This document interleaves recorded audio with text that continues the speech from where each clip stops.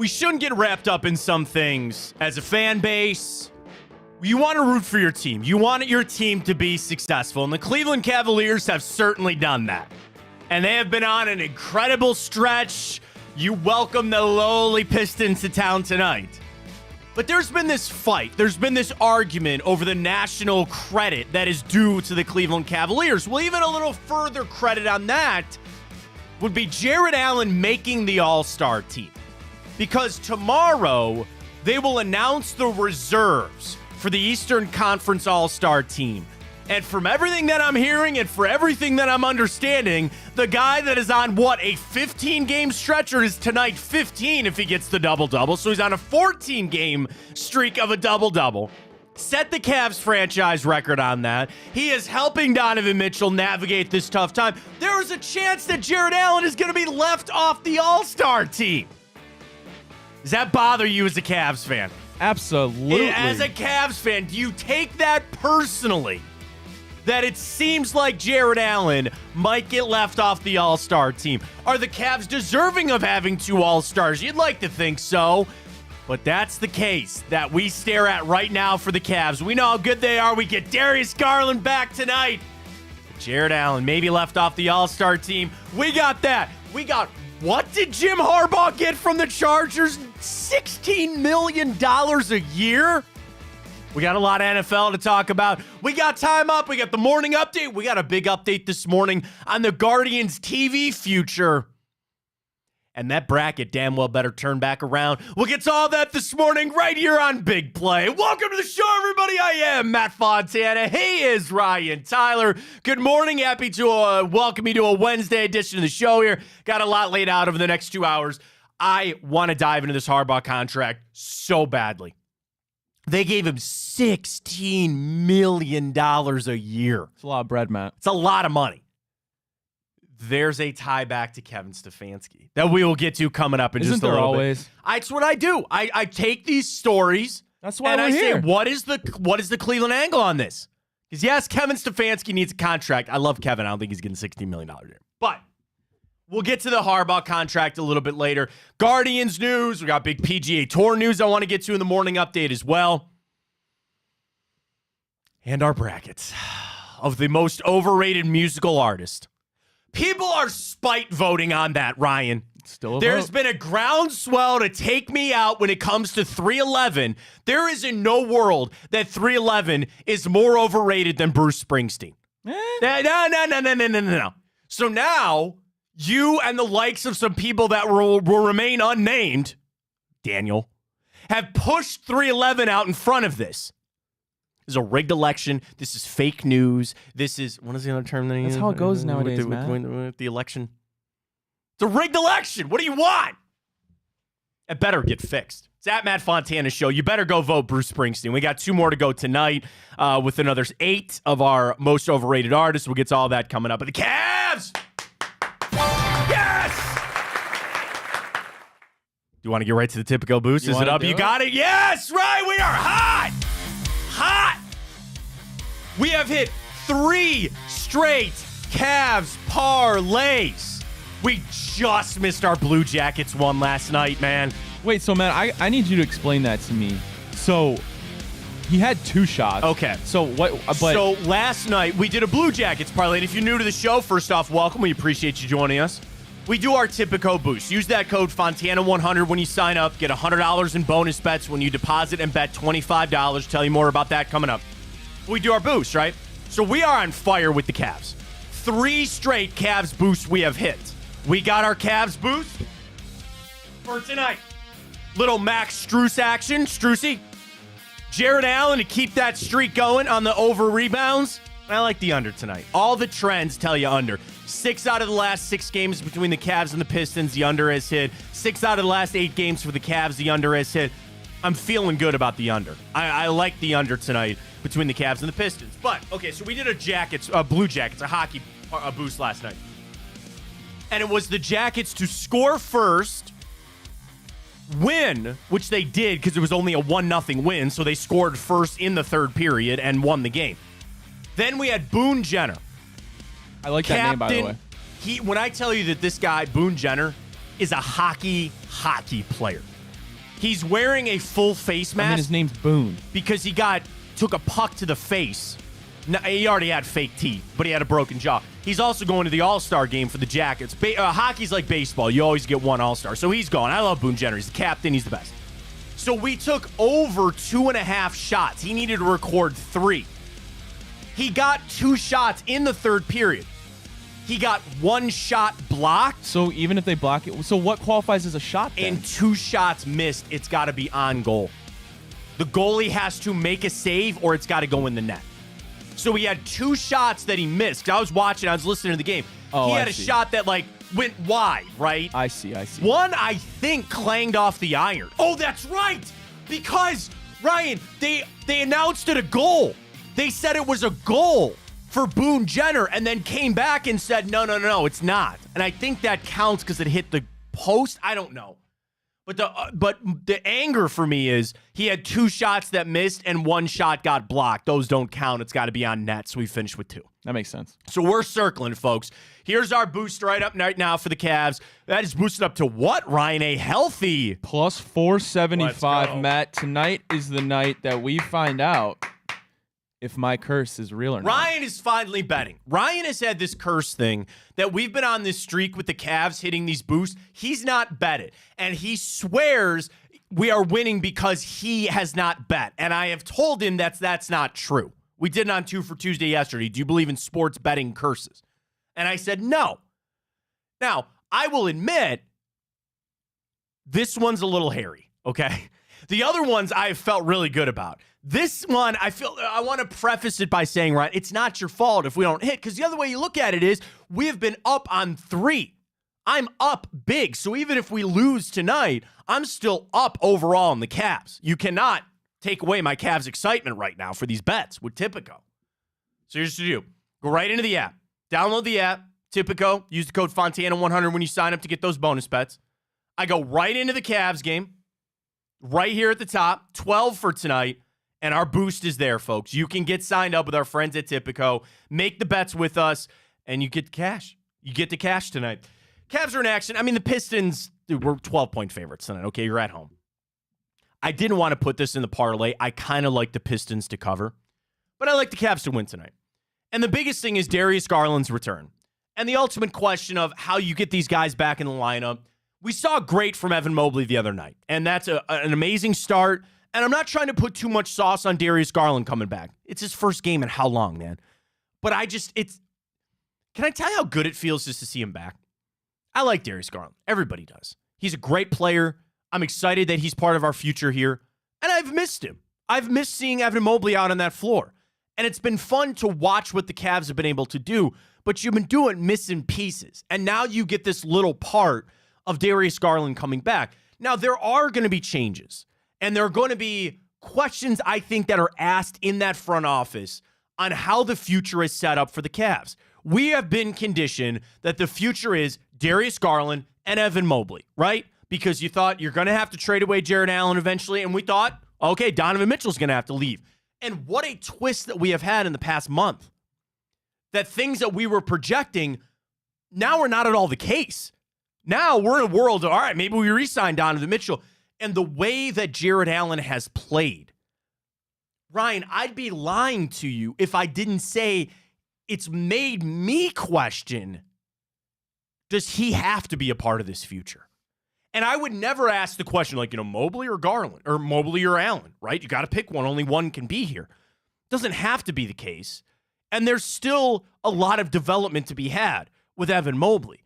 But I know Kobe Altman, he's sitting down and he's thinking, all right, now these are good problems to have, but it's still a problem. It is still something of trying to fit how this team is going to look for the future. And I want to keep my feet grounded. I want to sit here and just worry about this game tonight and watch the Cavs play and feel really good about them getting a win tonight. I want that. I want all that.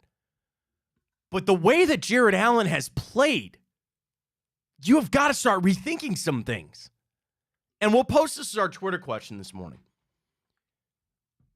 Would you be upset if Jared Allen didn't make the All-Star team? Yes or no? Because it's staring down the barrel, because we'll get that announcement tomorrow, and I'm sure we'll talk about it on tomorrow's show as well. They're going to announce the reserves for the Eastern and Western Conference. Now, this is on the coaches and I believe the players. But if not, I think it might just even be the coaches that select.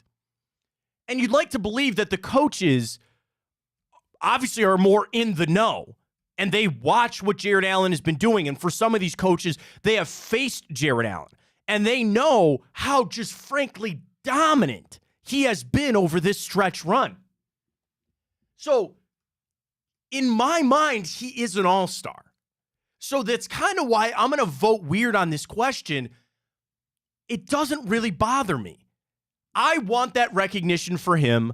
If there's a monetary, like I'm sure he's got a bonus for making an all-star team. And frankly, if I was the Cavs, I'd give him that bonus. He deserves it. But I just know that there's politics and there's just only so many spots. And we could get into why they don't expand out the all-star game roster, why it's still only 12. And I heard this yesterday. Ryan, do you know that the 12 per side, right? It's been that way since there was only 8 teams in the NBA.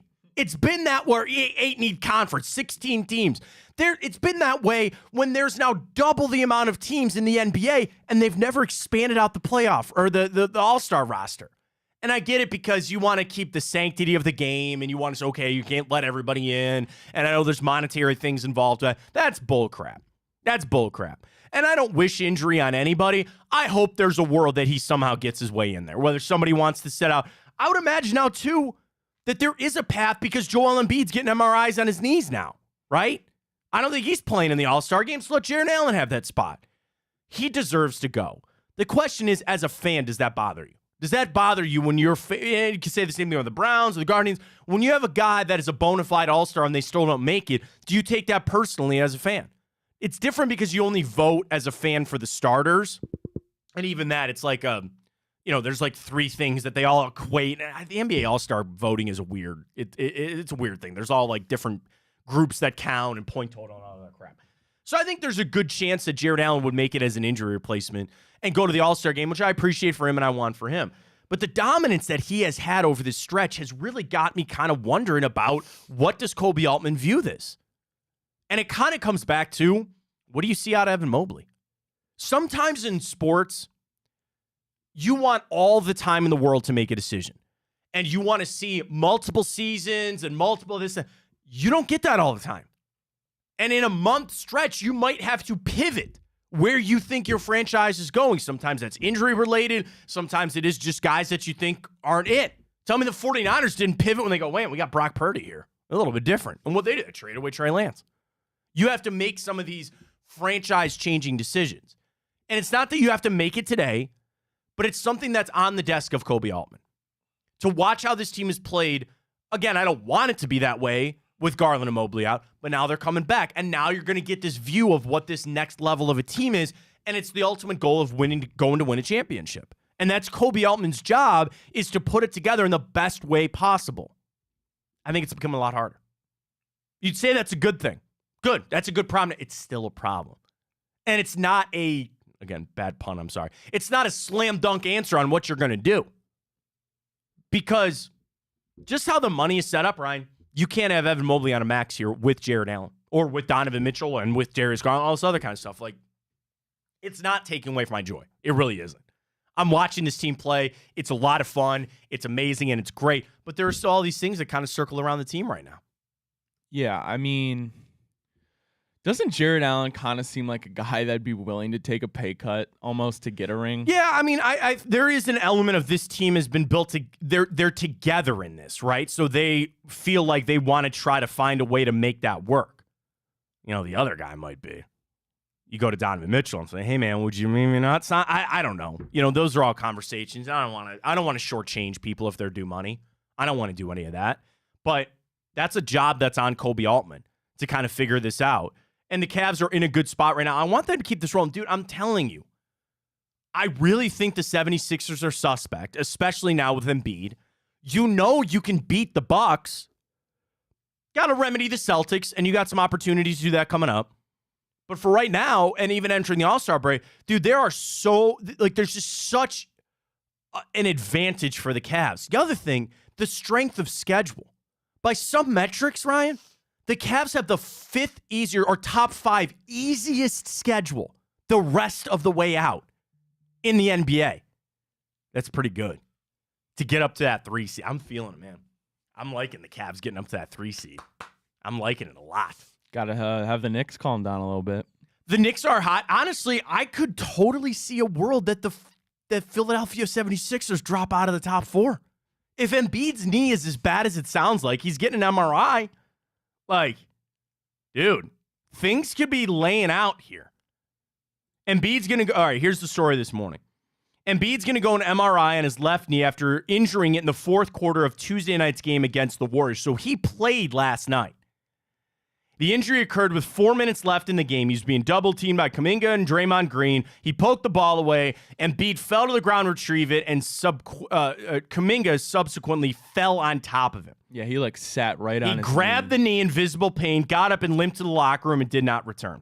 He's missed the Sixers' previous 2 games because of knee soreness in the same knee. And he was questionable for that game. He wanted to suit up because it was the Warriors. He played, and he got hurt again. That's ironic. He wanted to play because it was a good team. That's not Well, his Nick history. Nurse said medical cleared him. Joel's a big part in that. He said he was feeling good, so they put him out there and they play him. Things are lining up for the Cavs, man. Things are lining up for the wine and gold, and I love to see it. I love to see Darius Garland return tonight because the big change that I'm going to view for the Cavs is who's your ball handler. With Darius Garland and Donovan Mitchell on the floor at the same time, we've seen these kind of stretches where they got to flip-flop, and one of them is running point, the other one is off ball. Through this stretch, you didn't really have a point. You had to run Donovan Mitchell at your point guard. You've had great success. His assist numbers are up. I think you got to keep that going. And it also helps that when Garland is returning, have him play a little bit of that off ball. You can have him kind of relax a little bit, ease back into the game. But that's something, I'm not going to put all my eggs in this basket tonight to watch what Darius Garland is or isn't. But it's just this little stretch. And as we get to the All-Star break and as they start navigating through this kind of thing, I'm going to watch how J.B. Bickerstaff here's another interesting question. I'll leave it up to you if you want to post this one because there's another one that just kind of hit me here. Which dynamic are you more interested to watch? Garland and Mitchell on the floor at the same time or Allen and Mobley on the floor at the same time? Which dynamic are you more interested to see on how the Cavs handle it? The bigs or the guards? Because you got these 2 guys returning. You're going to have to figure out the right lineups, the right plays, game situations will dictate all that. And knowing that still Darius and Evan are coming off of injury, there's a ramp-up period. They got to get back to game and all that kind of stuff. But I think that's an interesting question. Of which one are you watching more? Garland and Mitchell or Mobley and Allen? And then the ultimate question is, which one is more important for the Cavs to figure out the right way to get it done? And my answers differ. Follow me on this, okay? I think the more important dynamic for the Cavs moving forward is how they handle Garland and Mitchell because they are the 2 better players. Now, that's relative, right? Because I think Jared Allen's amazing, and certainly Evan Mobley is good, and he's getting back up, whatever. But I think the Cavs are at their best when Darius and Donovan are your 2 best players. And they're the ones that can fill it up and all that. I think there's a world you can live in that either just Allen or Mobley are on the floor. So the importance for the Cavs, in my opinion, is on the guards. Now, the one that I'm more intrigued to see get figured out is the bigs. Because I feel like it is just Allen or Mobley on the floor. I know that there's going to be times that you have both of them out there. But Ryan, I think it has been shown that the Cavs' best lineup is when it's just one of those 2. And that gets really hard for J.B. Bickerstaff. There's 6.5 minutes to go in a game. Like the Clippers game the other night, right? There's 6 minutes to go of crucial crunch time basketball. It's only a 5-point game, and you're fighting and you're scrapping and clawing. Who's your center going to be? Who are you throwing out there? What do you need in this exact thing? And there's even a fallout of that, of how that's handled as a mental standpoint of like, dude, I'm a starter. I'm not out there in crunch minutes. Like, what's going on here? That's another part of this whole thing. I'm interested to see how people feel. What is the more important dynamic for the Cavs to figure out? Garland and Mitchell on the floor together? Allen or Mobley on the floor together? Which one is more important to get figured out? We'll send that out at Matt Fontana Show. Drop us a follow there on Twitter, X. We're also up on YouTube at Matt Fontana Show. We're streaming on the Twitch channel, which is new to us, at Matt Fontana Show. And, of course, big play all across the board there. NBA trade deadline coming around the corner. We know the Cavs, they're probably not going to make a move. There's not much they can do, right? It'll be a buyout. But Brian Windhorst, ESPN, we all love Windy, he went to every team and put one player of most likely to be traded. Now, I'm not saying, and I think Brian is doing this exercise for just that. If I had to pick one, if the Cavs, gun to their head, had to make a trade, who would be the player that they would have to send out to get something back? From Windy, most likely to be traded, Caris LeVert. I know, I love Caris. Brian's got some good points. LeVert is having a very strong season as the Cavs' sixth man, and the Cavs, winners of their past 10 of 11, aren't actively looking to trade him, but we know. His contract, though, 2 years, $32 million, was designed to be movable.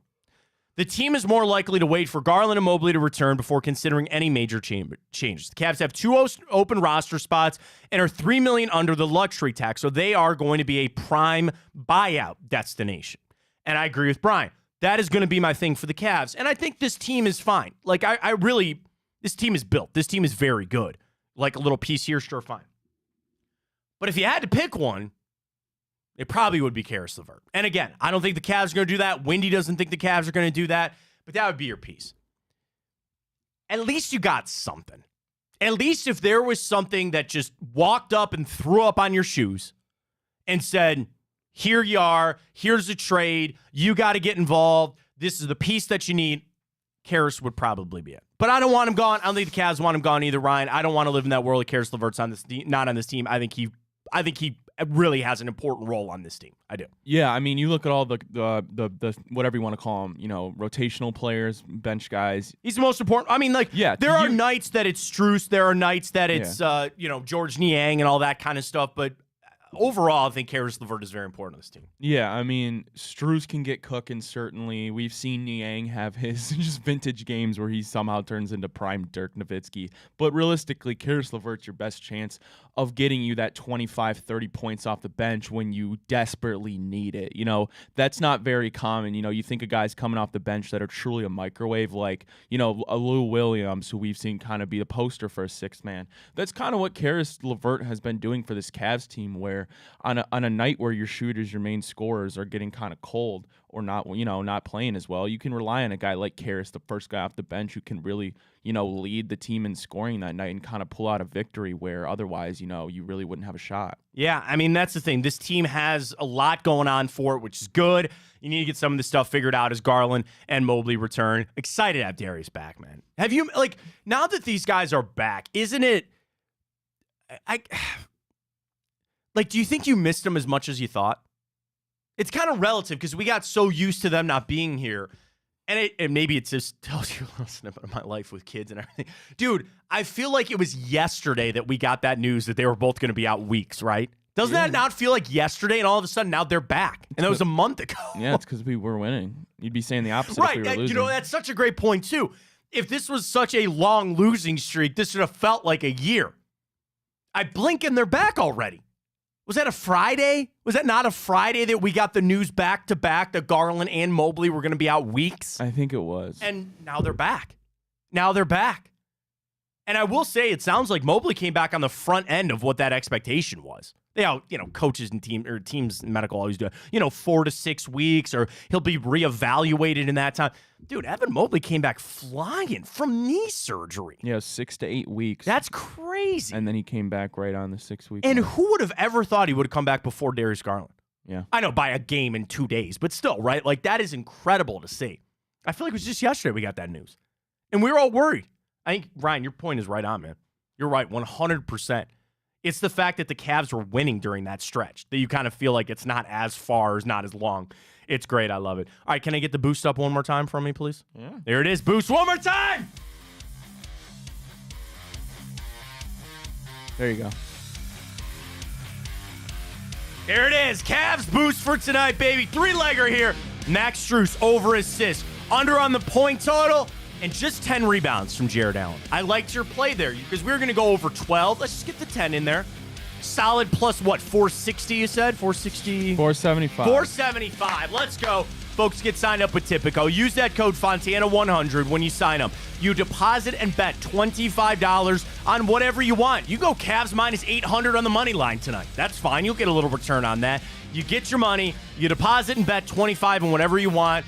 And with that code Fontana100, $100 in bonus bets to use on the big game coming up. Cavs action, hockey, college basketball, whatever you got with our friends at Tipico. Reward system, Ryan, I hit the first threshold on the rewards yesterday. Very excited about that. The flex parlays we've been telling you about, they got you all covered right there with our friends at Tipico. Get signed up today. We got you locked and loaded right there with our boost tonight. I'm going to do that in break. I'm going to get signed up with our boost and break. All right, let's do that. We'll tell you more about Tipico when we return. $16 million for Jim Harbaugh. $16 million. You know I got to tie this back to Kevin Stefanski. He's got a contract coming up that we need to get. And the best thing that I can say about the situation with their contracts. I'll tell you about that coming up. We got some Browns news. Kareem Hunt going through surgery. We got all that coming up right here for you. Fontana Show, big play. Stay with us.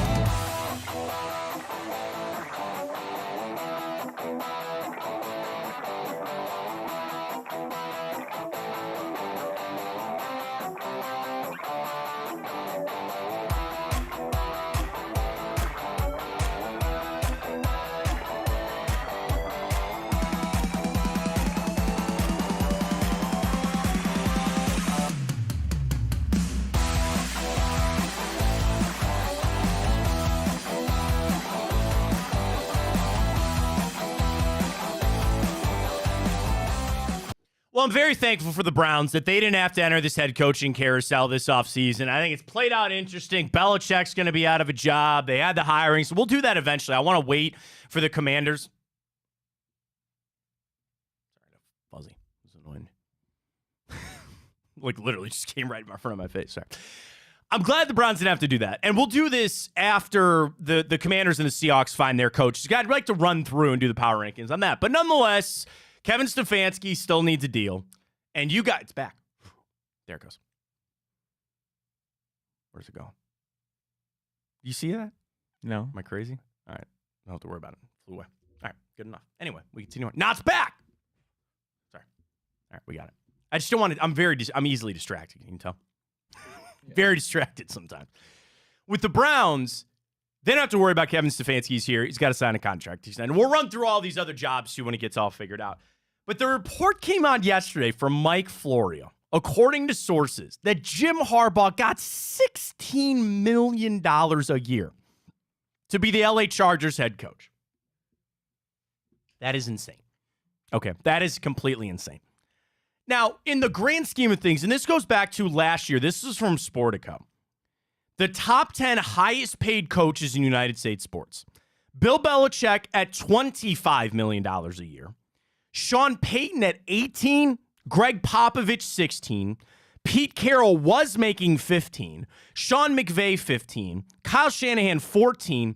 Why was Monty Williams getting $13 million from the Pistons? I saw that because he was hot like the Suns. I don't know. I guess, and now he's not even their coach anymore. Mike Tomlin, 12.5, Harbaugh, 12, and then Saban, who's not coaching anymore, he's around 12.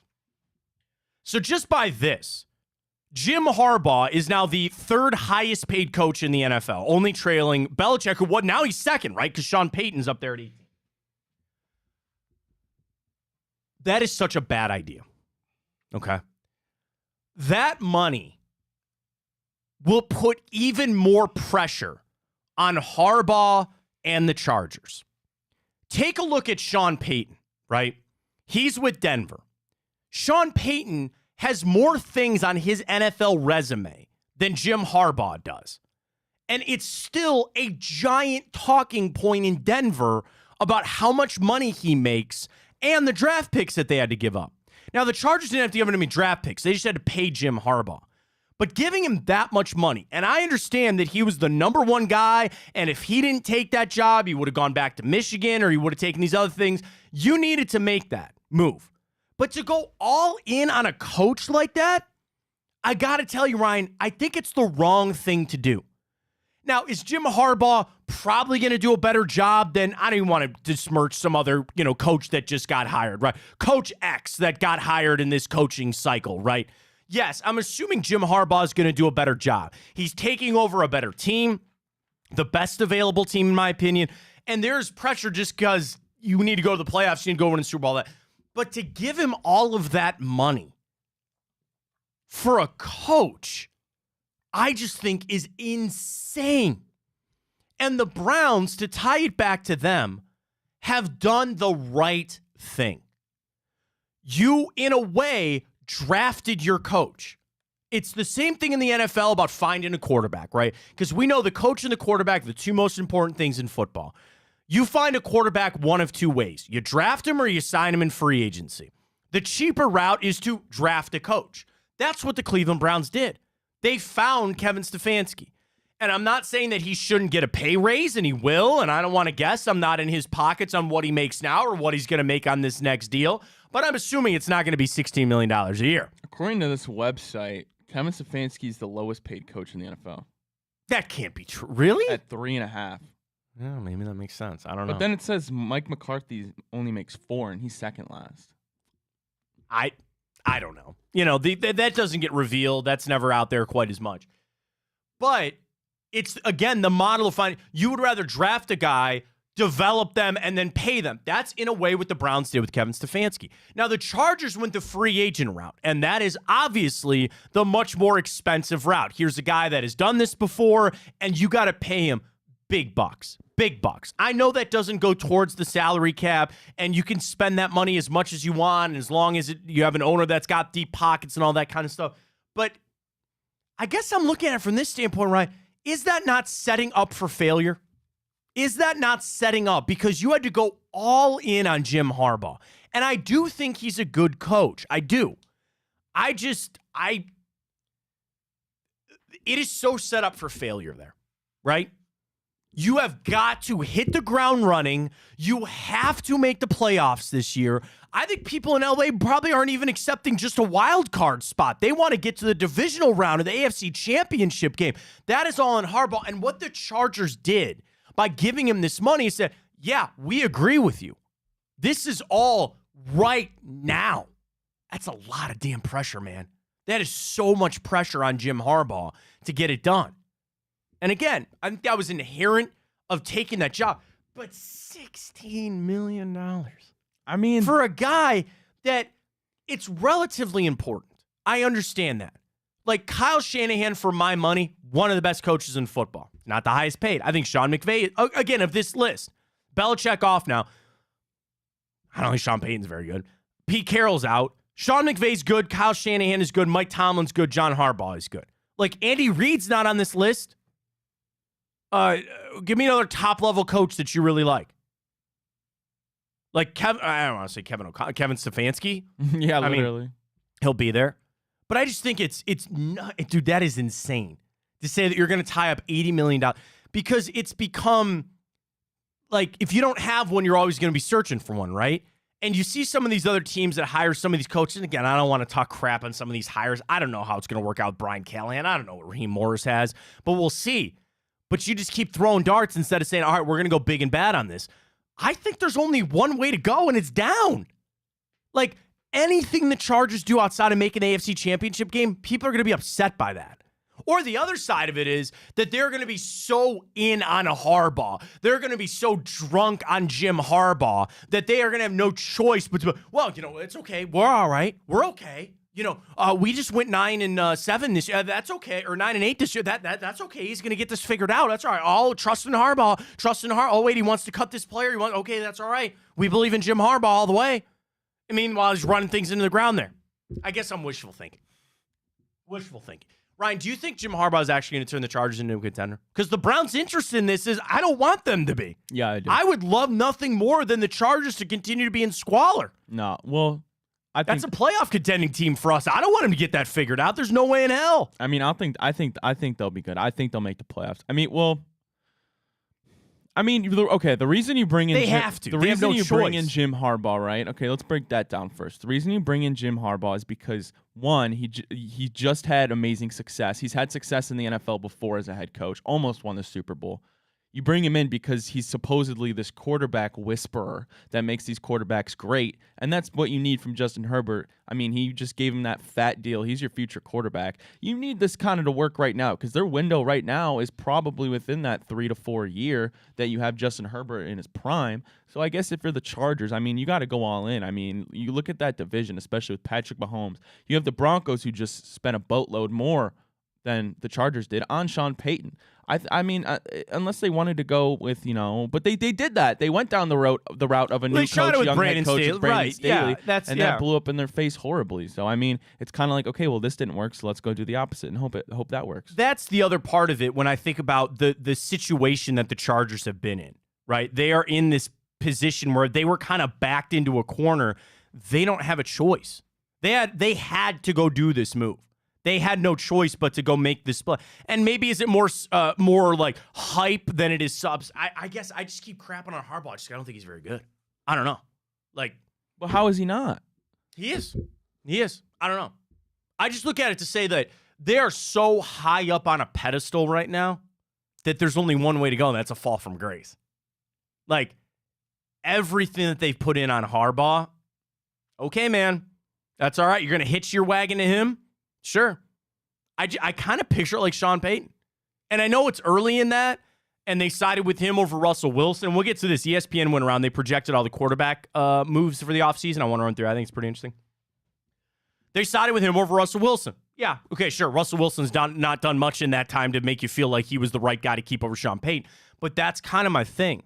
Like, when you go that far and hard into this, doesn't always work out.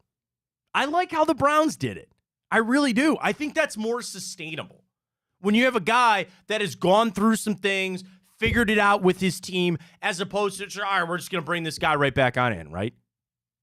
Like, I guess the other part of big name coaching hires, which ones have actually worked out? Of big, like, and I'm going back to Pete Carroll. Remember when he went to Seattle? It was a big get for Seattle. That worked out. They went and won a Super Bowl. Sure, that's fine. More often than not, it's the lower level type moves. Andy Reid going from Philly to Kansas City. That has certainly worked out. Kyle Shanahan, a big move there. Okay, but who knew what Sean McVay was going to be? Who knew what some of these other guys are going to... Just the coaching moves that I look at that people say are just that's a stone cold lock, I don't buy it. I don't buy it. I mean, there's so many things that go into it. And yeah, I think I'm trying to project just a little bit that maybe Harbaugh will suck. Because I want the Chargers to suck. I don't want another AFC team to get working here. But I don't want that. If you're already paying Justin Herbert $230, $250 million, whatever they paid him. I mean, what's $16 more million a year, right? To get this thing figured out. That is their belief. That is what Spanos believes there, is if this is the right guy, and you have to believe that because you don't have any other choice right now, we had to make this move, and you're going to shell out the cash. It's not like it counts against the salary cap. That's just fine. We head over to ESPN and projecting the NFL moves for the offseason when it comes to the quarterbacks. I think this is interesting because see what Dominique Foxworth had to say? I sent the tweet out this morning. He said on Get Up this morning, he could see Justin Fields. Or he said, could you see Justin Fields going to the Steelers? God, I hope that was today he said that? Yeah. I said that yesterday. I know. I hope not. I've been speaking things into existence lately. I hope not. Can you speak our parlay into existence? You want to flip that around a little bit on us? Come on now. That's what I've been doing. All right. I'm just saying. Keep him away from the Steelers. I think Justin Fields is good. I don't want the Steelers to find anything. So now we go to ESPN. I'm totally convinced now that that's happening. Trade offers for Justin Fields. I'll give you one guess what team ESPN, their NFL Nation reporters, they go around, they pick the one team for Justin Fields to make a trade. The trade would be this: a first and a second round this year for Justin Fields. One guess who that team would be. Well, I hope, because I've been saying it for months, that they need to do this. The Atlanta Falcons? No. Falcons are on this list, but for a different quarterback. A first and a second this year. A first and a second this year. And this is the only quarterback trade. They have extensions, they have cuts, and then they have free agent signings. So this is the only trade that they have. It's Justin Fields going to what team for a 1 and a 2 this upcoming season?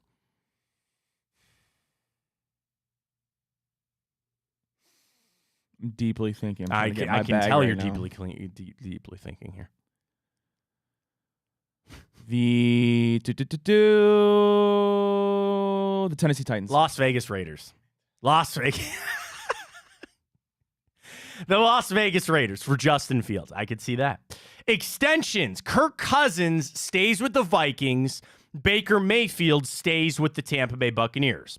Roster cuts. Russell Wilson. We know that's going to happen. He'll be released. Now, free agent signing. Russell Wilson goes to the Steelers. The Atlanta Falcons. Atlanta Falcons. The new contract would be this: 3 years, $36 million, which is nothing, with $20 million guaranteed.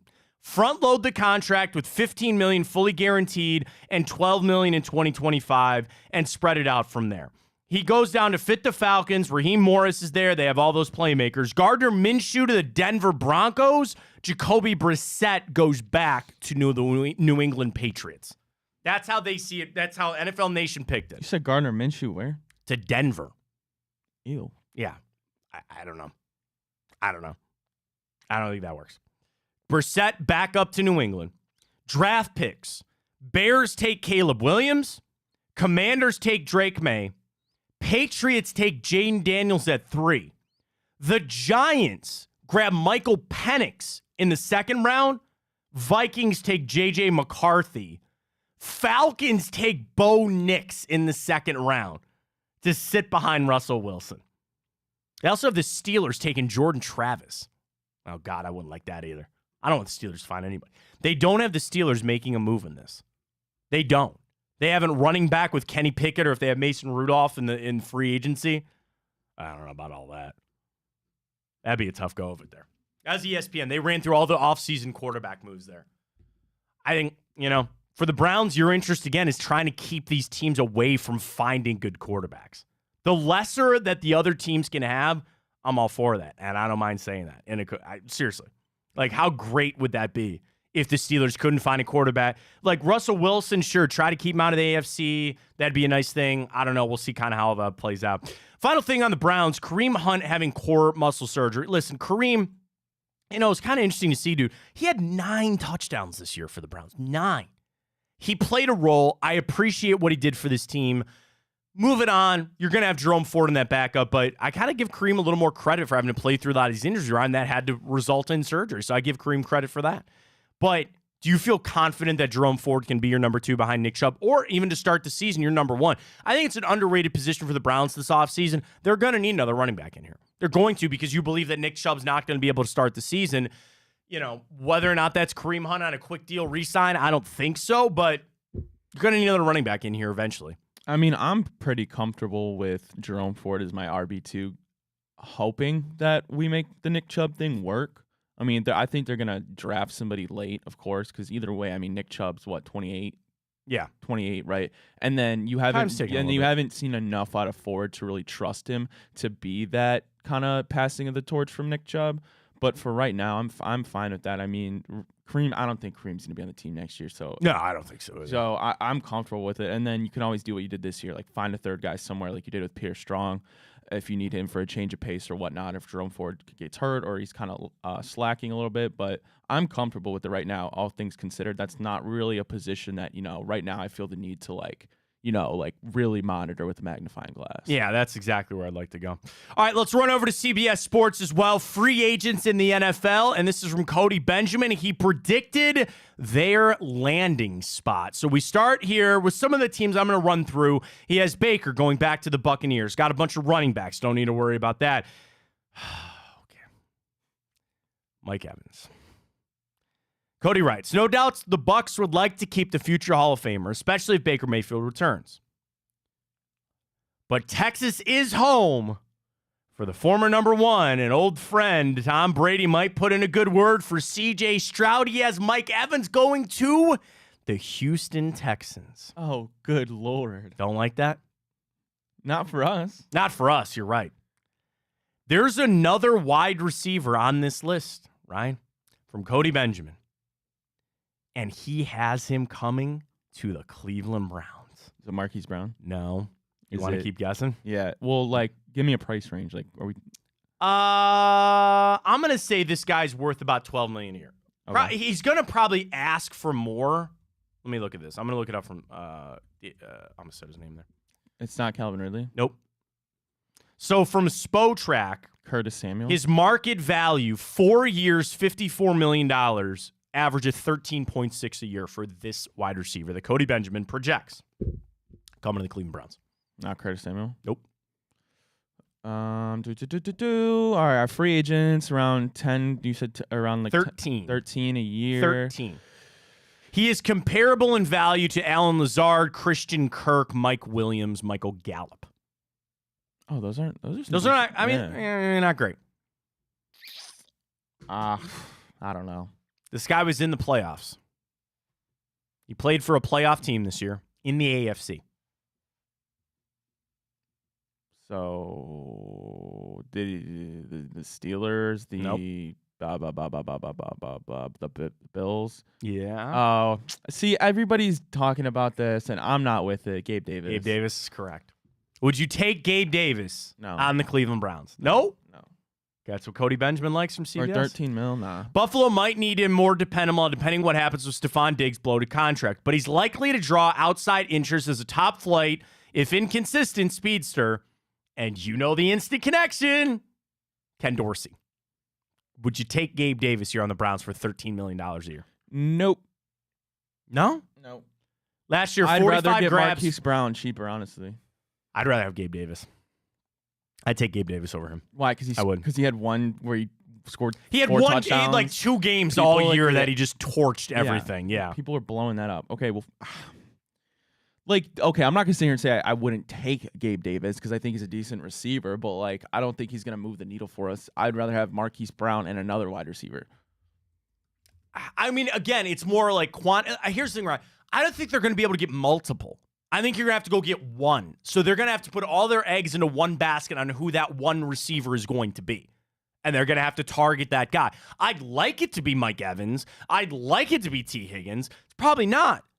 And I said that yesterday, and we sent the Odell clip out, and people call me crazy and all that kind of stuff. Gabe Davis kind of fits that. Again, a little higher in the range that I'm trying to spend at $13 million. But a guy that has shown some stuff. I would take Gabe Davis as my number 2 here. I would. Relative of keeping Amari Cooper here, that works for me. I would make that work. I could talk myself into that.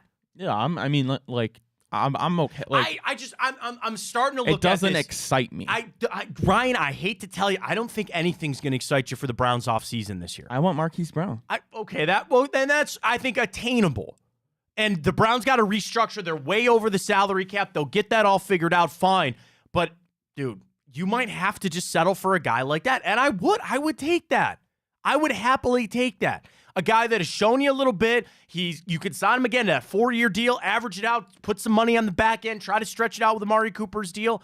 The thing is, you're still also trying to beat the clock of what are you going to do next year when Amari Cooper is gone? Are you going to extend? The biggest question for Andrew Berry right now is circling some of these guys that he feels like is going to get extensions. Are you going to get these extension done first, and then you know exactly what the money you're playing with? That's the number one priority there for Andrew Berry. Then we'll kind of know how you play it out from there. I feel pretty confident saying this. They're going to sign a wide receiver in free agency. That is going to happen.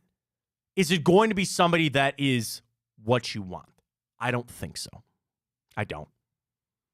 Your $20 million for T. Higgins probably ain't going to happen, man.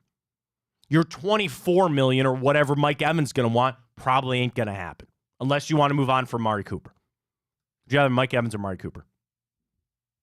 It's an easy answer. Don't think about it. For the next year in the future. You signed Mike Evans to like a 3-year deal. 3-year deal, but you'd have to give up Amari Cooper tomorrow. I'd rather have Amari Cooper. I'd rather have Mike Evans. I love Amari Cooper, man. It's Mike Evans. Is that a hot take? Do you not like that? I don't think it's a hot take. I don't think it's a hot take by any means. I mean, he's Mr. Consistent, but like, I don't know. I think Amari Cooper's better. Yeah, fair enough. All right, we'll get into the morning update when we return, folks. We had a lot of things in the morning update. That's a good question, Matt. Would you rather have Amari Cooper or Mike Evans? That's a good question. It's obviously said We've Amari, posted a lot of polls this morning. I'll leave it up to you, but it's all right. We'll save it. Yeah, save it. I think it's Mike Evans. And I love Amari Cooper, and I'm happy that he's here. Talk me into it. 10 straight 1,000-yard receiving years, the big, huge body. And I know Amari has made some great catches, too. They're in the same realm. They are in the same realm. And correct me if I'm wrong, Mike Evans might even be a little older than Amari Cooper. I don't know. Like, I'm jaded. Mike Evans is my unicorn, man. I'm just telling you, he's my unicorn. So I will come in any conversation with him fully admitting my passes in his hands. He has some drop problems, sure. I get that. And I'd love a word they were both. That ain't happening. The last thing we need, Matt. It just is what it is. You're going to have to deal with that. When you get a top flight guy like Mike Evans, if you're able to get, I don't think they can. But again, I'd listen. I'd love it. It's a lot on Andrew Berry to try to get that done. I know it's not an easy job to do, but we'll see. All right, we got the morning update coming up. We have some massive news this morning. If you're a golf fan, we've got some news on the Guardians and their TV situation. We'll remind everybody of our typical boost tonight for the Cavs. We'll get back into the wine and gold in hour 2 as well. Gearing up for the game tonight. We got time up. I have not updated the brackets yet. How are they doing over there for the most overrated artist of all time, musical artist? Beatles ran away in Group 1, good. And 311 is definitely going to win. No, it's close. Is it not within 5 percentage points there? Yeah, but that's still, it's not like it's 228 votes. You still need We could get some more votes in there. Yeah, just to add to 311. No, vote Bruce Springsteen on that. I'm going to be really upset if they advance. I might have to call executive rank and say Bruce Springsteen will advance. Really? Because I'm the one who makes the brackets. Oh, really? Well, everybody else is falsifying their votes on that. Doesn't matter. They're falsifying. It's a rigged election. This is fake news. You can't prove it. Yes, I can. I have tweets. I have people that are just stuffing the ballot box there for 3 Okay, That's not right. You have 60 minutes. That's not right. Get the votes in. At Matt Fontana Show. Drop us a follow there when you can. Folks, big play tonight. We got a little bonus time with Bruce Drennan. Dude, how great. Booby last night. We had Josh Maria Cruz. They were on the hunt for the best donut in town. Yeah. I saw that. Yeah. Quick vote. Vegan Donut Company in Lakewood. We spend a lot of money there. We spend too much money with them. What the hell's a vegan donut? Dude, they're donuts, but they're just vegan. So my wife's on a dairy allergy because of a kid. So it's no milk. So it's hard to find. Bro, if I put these donuts in front of you, you would have no idea that they're vegan. So there's no milk or eggs in them. Interesting. Like dairy, like cow's milk or whatever. And they have they're awesome donuts. And then Donut Pantry right there on Madison. I stop there every Friday with my son. It's on the way to his school. So he loves stopping there. We get a little donut hole or, I get my coffee. They got great coffee there. Loudmouth Donuts. Dude, I actually might be in a donut trifecta on the west side because I got Donut Pantry right there on Madison. Then you go up Warren. Vegan Donuts is right there in Detroit. You go a little further west on Detroit and you run into Loudmouth Donuts. Is it called Vegan Donuts? Yeah, Vegan Donut Company. Google it. I don't no, today's Wednesday. They're open. They're closed like Monday, Tuesday. I'm telling dude, they're closed Wednesday too. But they have awesome donuts. They are great. And the thing is, again, you hear vegan, you'd be like, oh, I don't like, you would not be able to tell. I swear to God, if I brought in 2 donuts, one was vegan and one not, you wouldn't be able to tell. Not true. Now you're just setting up for a little taste test here. Yeah, give me 2 donuts and I'll tell you exactly I'll bring which you in one's a couple vegan. donuts. All right. I'll tell you which ones are. Do you have a preference? What's your favorite donut? I go classic spring. Now, here's the other thing at vegan. I just like glazed, honestly. See, they don't do just glazed. I They're like, I don't need a glaze. Well, I they're can like do whatever. intricate donuts. Like they do like seasonal ones. They have a Boston cream pie, which is awesome. They have the oatmeal cream pies, which are great. You stop that over there. They have so many good donuts. They had a lemon pie, like a lemon meringue one a little while ago. They had some good donuts. And the same thing, Loudmouth Donuts. They have like some of the crazy ones. I had a pretzel, like a chocolate pretzel donut there. Sounds Delicious. good, Matt. It sounds great. So that was on Josh Maria last night. Booby's World last night. Welcome, Enter the Jungle with James Rapide talking all the Bengals. We got it on tonight bonus time with Bruce Drennan. It's all part of the Big Play Network, which we are a proud member of. Let's get to the morning update. A lot of updates. We got golf. We got Guardians TV. We got Cavs. Comes your way next. Fontana Show right here on Big Play.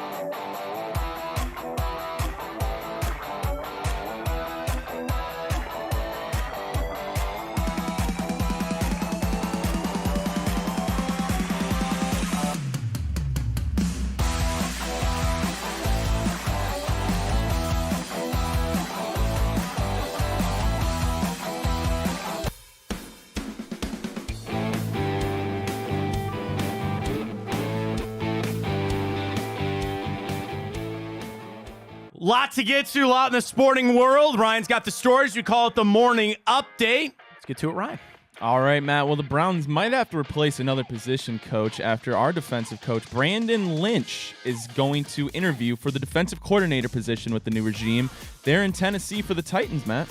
I know Brandon Lynch was really well respected, a guy that had been there for a little while and elevated up. And the Browns did something a little different this past year where they actually divided up between safeties and cornerbacks because they originally just had like 2 DB coaches, and they kind of changed that under Jim Schwartz. Listen, when you're a good team, when you have a defense, like you have the number 1 defense in the NFL, it's kind of shocking that no one has jumped on that and said, hey, we want to take somebody away from that. I think the bigger question here, not the bigger question, I should say, but the bigger thing to watch, the Browns are not blocking these interviews. You know, these teams who have coaches under contract, they could block these interviews. And the Browns have never really done that. With front office people, with their assistant coaches, they're kind of confident in that standpoint to say, if you're good at your job, if you're ascending, we're not going to stand in your way. I think that's powerful to have that relationship with you, because then you start getting spiteful, right? If you were Brandon Lynch, you feel like, hey, man, there's a great opportunity for me to get out of here and dream my job here, get my dream job here, and you're going to stand in my way. Then resentment starts. And I know there's a game and there's contracts and there's millions and hundreds of thousands of dollars and all that kind of stuff. I get it.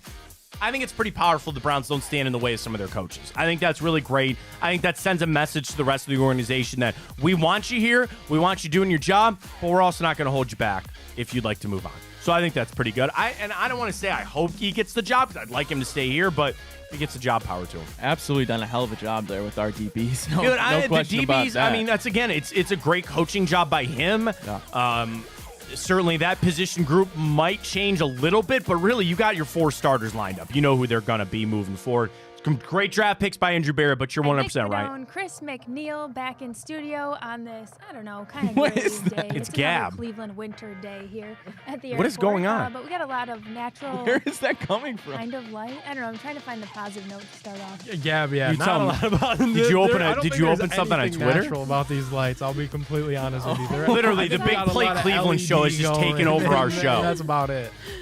What's going on, Not much though? coming through the windows either. Yeah, no. Middle I of have no winter idea here where in that's Cleveland, coming from. Ohio. Of course, we had a pretty good championship weekend, so at least a lot. Try to closing watch on Twitter. TV, It sounds like is the show. there. Yeah, and a That- lot that- of fun that wasn't Cleveland it. sports news. The Browns have a new OC, which is fun. that coming Carlos from? Carrasco. We was literally back, have so we'll been get into some invaded. fun Not Cleveland Bluetooth or headlines anything. in our fill in the blank segment. But guys, we did have a lot of I'm fun looking over here. It's despite not me. I'm how not connected to crappy anything. This weather has been. Literally, the big Brave play the Cleveland snow, show is the just taking our rain show. We're getting this week. doxxed. We made We're it out getting to the hacked. Cleveland Sports Awards. Gab, you did an awesome job hosting, emceeing all. What things is going you on? do, but it was a really cool I night with the found great. it. Did you find it? Yeah. Did you open the podcast on Apple Music? But I don't know how that's possible. Anyway, we're back. Big Clay. Little promo Hey, for the Big check Play out the Big Cleveland Play show Cleveland there. show on Mondays and on Bally's, of course, with all our friends, Gab, Nick, and of course McNeil. Well, good transition, All right, Mac. perfect time. Speaking of Bally's, well, the Guardians are going to stay with them, and that's I don't know how long that's going to be, Matt, but it is going to be next year. They're going to remain on Bally's. I think it's interesting. So I saw that this morning from Evan Drelich, who writes for The Athletic.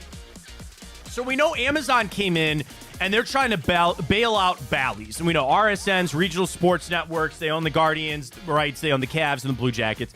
You know, Ryan, you and I had a conversation right before the show. We are average people that want to watch our sports teams. It shouldn't be this hard. And I'm not yelling at Bally's because we have a great relationship with Bally's. And the thing is, it's not the people here, you know. It's not Mike at Bally's. It's not the people that we know at Bally's. This is all above every bit of our heads. These are these lawyers and these executives that have gone and all screwed it up, right? The thing is, I want to watch my games. So here's where we stand. This is from Evan this morning. Amazon wants to invest in the Diamond Sports Group, the embattled regional sports network operator. So Diamond can continue operating past this year. A bankruptcy judge ultimately has to approve that plan, which likely would not happen until May or June. So here's how it stands. Regardless of that outcome, 3 MLB teams are potentially not going to be carried by Diamond Sports in 2024. The Guardians, the Twins, and the Rangers. Sources briefed on the situation told The Athletic they expect to remain on Bally's on a 1-year deal. So it sounds like the Guardians for this season coming up will stay on the Bally Sports Networks. Now, what happens beyond that is going to be where you, me, and the average fan, we're going to have to watch to see. I think we'd all love a world that Amazon just swoops in and they say, we'll take all of it. I don't know if it's quite that easy. Amazon has gotten into the live sports now. They have Thursday Night Football, and I'd love that. I would love a world that Amazon just picked up the Guardians, the Cavs, and the Blue Jackets. That's all I want to watch. And I know Bally's has that year-long subscription. You can just buy the Bally's app and be able to watch it there. And I know people that do. The thing is, here's the crappy thing, Ryan. We're never going to go back to the way things were, where you and me could just turn on our cable package and you paid for Cox or AT&T or Spectrum, and it's all right there in front of you. It's all apps. And now you need 4 or 5 apps to get everything that you need. I say this sitting today. I pay for AT&T Uverse. I've been loyal to Uverse for a long time. If they go to Bally's, if Bally's goes to Amazon, I'm done. I'm cutting the cable, and I'm going to go to some streaming service. And I will pay for HBO Max, and I'll pay for YouTube TV or Hulu or whatever. But honestly, this is how important it is to me. Ryan, I need to know. I have to know where I can watch my sports teams. I need to know that. And I know there are people that'll say, oh, just stream it illegally, or you can get it places, or pay for this, or pay for that. This needs to get figured out. And I know that there's a lot of ins and outs and a lot of intricacy of all of this, but we sit here as average fans. I want to watch my baseball, basketball, and hockey teams. It shouldn't be that hard. It should not be that hard. I live here. I live in Cleveland. It's not like I'm out of state. It's not like I'm out of market trying to watch these games. I hope they get it figured out. I hope it's sooner rather than later so I can start making some decisions, frankly. Well, sticking in the world of baseball, Matt, team chair and CEO John Angelos has agreed to sell the Orioles to private equity billionaire David Rubenstein, dealing the club at $1.725 billion. That's pretty crazy. 1.7. And actually, it was funny. This just came out. Let me see if I can just pull it back up. The team evaluations for the NFL. So $1.7 billion for a baseball team, right? Or 1.07, whatever. 1.7, yeah. 1.7 would put the Orioles as the 3rd most expensive purchase for an NFL team. So this came out this morning. I saw it from Dove Kleiman, who I know people really seem to not like. So the most recent sell of teams. Remind me to tell you a story about Dove. Just want to keep telling on the air now. Yeah. Okay, go ahead.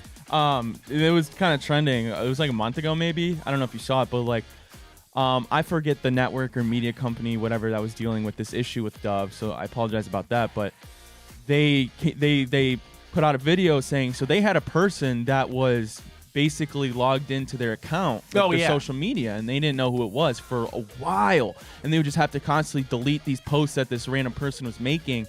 And they were like, tweeting stuff like that didn't reflect the values of their company, kind of being, going after people that they had relationships with that they had on their shows and stuff. So it was a serious issue. Come to find out that they had somebody like kind of give them a hint to the lead of who this could be. And I don't want to go through all the details of how they discovered it, but they found out it was Dove Kleiman. I saw that because like he started defending himself and all that. I follow him just because I think he's a good aggregator. And the thing is, in today's world, there are news breakers. There's content creators, which is kind of what we do. We create content. You send the videos out. We send the clips out. Then you have your news breakers that send factual tweets out. Your Adrian Wojnarowski's, your Adam Schefters. But then you have some of these people that are just aggregators. All Dove Kleiman does, in my opinion, is take what everybody else is saying. Copy and paste. And I can just see it on his thing. That's fine. I don't give him credit for that. Yeah. Take his name out of it. I just think he's a good aggregator. That's all I follow him for. So he sent it out this morning. Of the recent NFL purchases, the Commanders last year for $6 billion, the Broncos 2 years ago for $4.6 billion, the Panthers in 2018 for $2.2, the Bills in 14 for $1.4, and the Browns all the way back in 2012 for 1.5. So if you just want to go the last 10 years, Ryan, there have been 4 teams sold: the Commanders, Broncos, Panthers, and Bills. On the evaluation of NFL teams, Ryan, and again, this is the value of the team, not what they were sold for. Every single team in the NFL, 32 NFL teams, the cheapest evaluation is $3 billion. Tell me the NFL is not the game to be in. $3 billion. What team is that? Is that the Would Bengals? you guess? Yes. The Okay. Cincinnati Bengals are the least valued team in the NFL. Would you dare guess the most valued team? Gotta be them boys. It is. $8 billion for the Cowboys. This is a little twist on the second most valuable franchise in the NFL, $6.4 billion.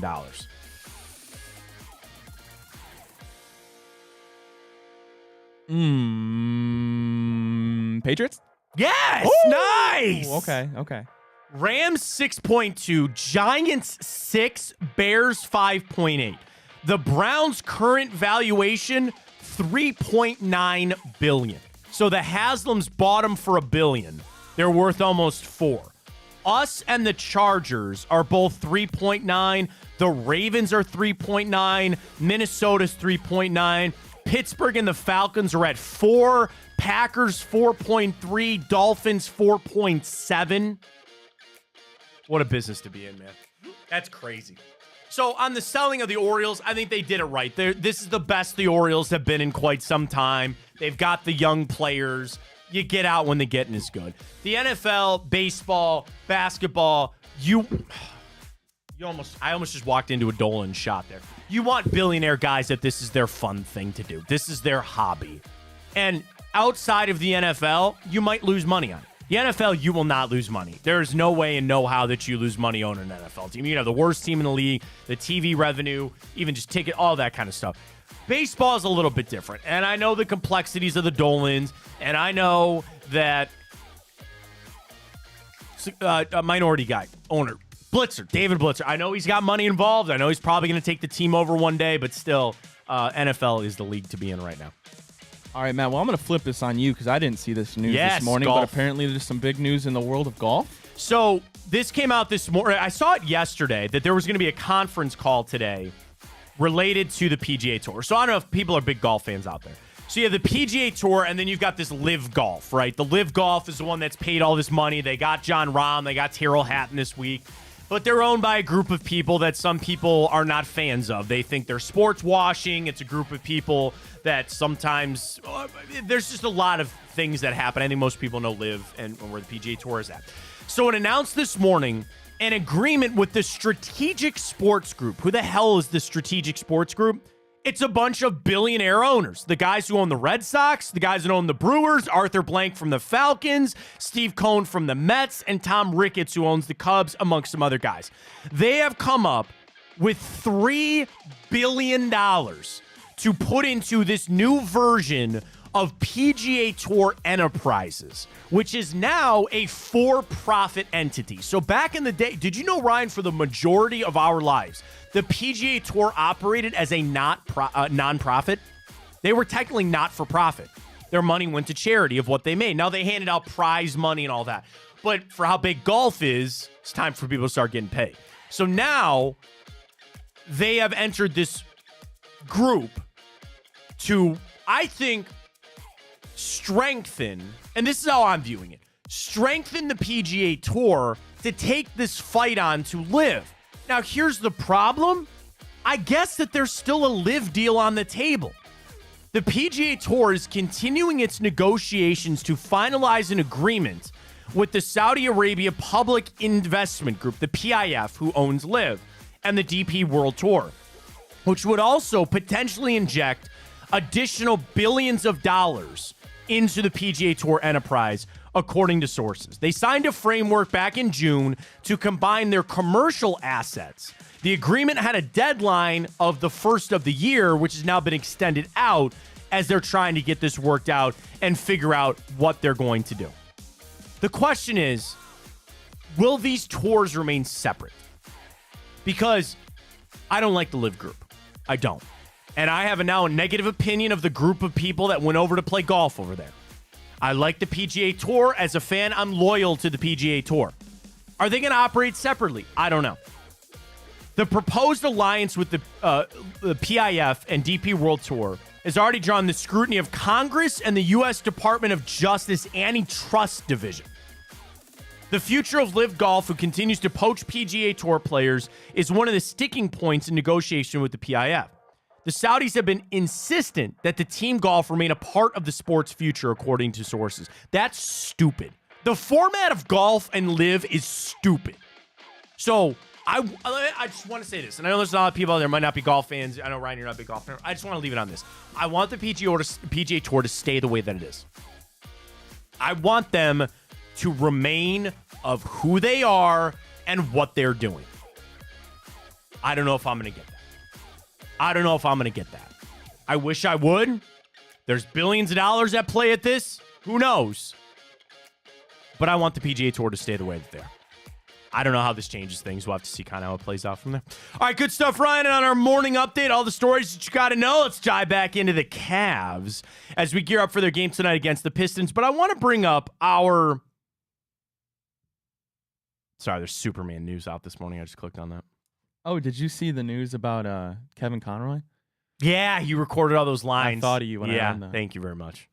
Kevin Conroy's my Batman. He unfortunately passed away last year, and he's recorded a bunch of lines for a bunch of Batman stuff coming up, so I love that very much. But our Twitter question, we posted this other one, which I think is interesting. Of which dynamic is more important for the Cavs moving forward? Garland and Mitchell or Mobley and Allen? Right now, 70-30 people say it's Garland, Mitchell over Mobley and Allen. Now, I said the same thing because I think the better version of the Cavs is when Garland and Mitchell can figure that out. And there's also a world of the NBA that I think you can have a two-guard system. If you truly tried to go with two bigs, Ryan, that's going against the grain a little bit here. That's not really how the NBA is set up. So I would have another fear on what the Cavs are going to do if they really tried to shoehorn that in with Jared Allen and Evan Mobley. Now, you are gifted. You have these two players here. You try to make it work. I really think as we start to get ramped back up with Mobley and Garland coming off these injuries, I think JB Bickerstaff is going to hard cut Mobley and Allen on the floor at the same time. And you might have games that, dare I say, Evan Mobley's not out there in crunch time. Or maybe even Jared Allen. And it's going to be on JB to ride the hot hand maybe. There could be guys that get into foul trouble. There's a lot. And game in and game out, you might not actually know who your lineup is late in games. That sounds like a scary statement, does it not? If I were to say that Garland and Mobley, I keep saying Garland, Mobley and Allen, like, you don't know how you're going to play it out the end of the game? You don't like that. I don't think anybody likes that, right? Well, you mentioned kind of back when we were just awaiting Mobley's return, letting him play off the bench. I'm very intrigued by that. Well, I mean, what if you did it with Darius? I mean, Donovan's been his assists, he's having a career high in assists, but his points aren't dripping either. So it's not like one's going up and the other's going down. He's remaining constant. And I mean, imagine Darius and Karras, first two off the bench. I mean, I guess I kind of look at it from the standpoint. I mean, but you paid him. It's like, you did, but you also, I feel like Donovan and Darius can be on the floor at the same time. I mean, yeah, they could I'm be. starting to get conditioned that I don't think Jared and Evan could be on the floor at the same time. And I'm going to need maybe JB to tell me I'm wrong on that or prove me wrong on that. Donovan's been playing better without Garland. Well, Donovan is going to now be your true point guard. Like, you are going to have him be your ball handler and facilitator. And I like Darius. But isn't that Darius's best quality? But here's the thing. If Darius, he's down on shooting threes this year. If he could get back to three-point shooting to the level that we expect out of him, then that makes it work even better as if he's your off-ball guard. That works better. So you're going to have this shift of these players, and the same thing, it's going to be felt throughout the lineup. You're going to have so many different guys. They're going to have to adjust new roles or figure out some new things because you have two of your best players coming back. And I'll say this too. I don't mind shifting the whole world for these guys. Like, this isn't your third guy off the bench. You're right. It's two of your better players. You're going to have to change. the thing is, the Cavs have put themselves in a good situation to experiment on some of these things. You have one of the easier schedules in the NBA on the way out. You have a built-up equity, if you will, on wins and where you're at in the standings. I think the 76ers are going to start falling and all that kind of stuff. So you put yourself in just such a good spot right now that you can spend some time to figure it out. And that's going to be a number one of JB Bickerstaff. And it's going to be a game in and game out thing. And realize that it's not going to be a quick fix. Like, I truly want to give them the entire month. I know we have the All-Star break coming up. You got your month of February to figure this out. You got plenty of time, JB. Ramping up these two injured guys. Play around with some different lineups. Sit some guys out. There might be a game that Jared Allen just, you know what? He's going to have to sit out. He's got to sit out for a game, and then you get to see what that dynamic looks like. The other issue is you are going to be doing this against lesser opponents. So I don't want to go out like tonight, right? And you just kick the living hell out of the Detroit Pistons. And you say, oh, see, look, all right, we got to figure it out, right? No. I'm talking about what are the lineups that you can take against the Bucks, that you can take against the Celtics to be able to make it a playoff series when you run into one of those two teams, right? If it plays out the way that we think it's going to, you're going to be facing the Bucks or the Celtics in the second round. Right? That's how it's probably going to go. So with that in mind, what is the best lineup to face those teams? Yeah, figure it out against the Pistons. Go figure it out against some of these other lowly teams. And then sit down in the drawing table. All right, what about this? And then you're going to have a little change with what you do in the buyout market, with what you do at the trade deadline, if there's something that becomes available. I also think a thing to keep our eye on, the more moves, the better. Because the Cavs are a team, they could get involved in another trade, or they're going to wait to see who kind of filters through things. And the more trades that happen, the more moves that happen, that's good for the Cavs. I clicked on it this morning because I just wanted to see, but the Cavs are not involved in this. It was, let me find it here. 6 big trades that we want to see in the NBA this trade deadline. This is from the NBA Insiders. The Sixers get Tyus Jones. The Knicks get Malcolm Brogdon from the Trailblazers. The Thunder get Andre Drummond. The Lakers get DeJounte Murray. I was going to say that. Hawks would get Dinwiddie in a 1, and the Brooklyn Nets would get D'Angelo Russell.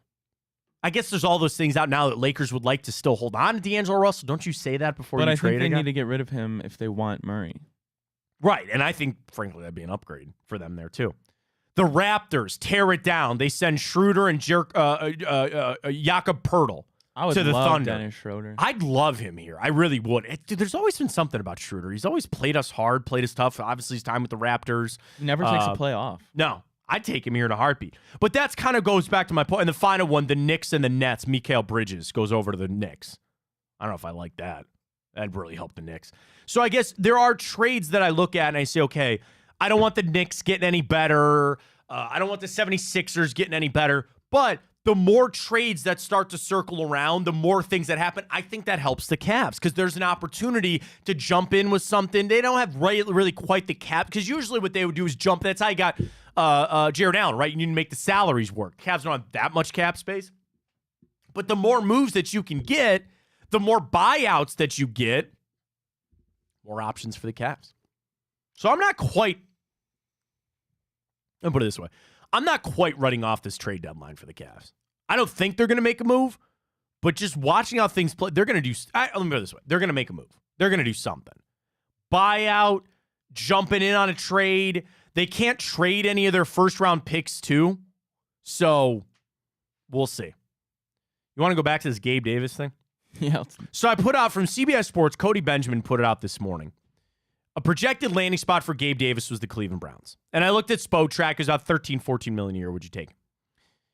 Daniel, no. Tong on Twitter, I would take him as a 3. Kyle says, God, no.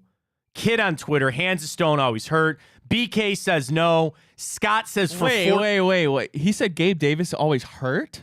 That's what he says. That is literally the quite opposite. Well, I mean, he got hurt this year, but yes, he's been pretty reliable from that standpoint. Scott, $14 million for what? Draft a guy in the second round? But our first one from CB on Twitter for around that price? No, but around 8 to 10? Sure. I don't think you're getting him for 8 to 10.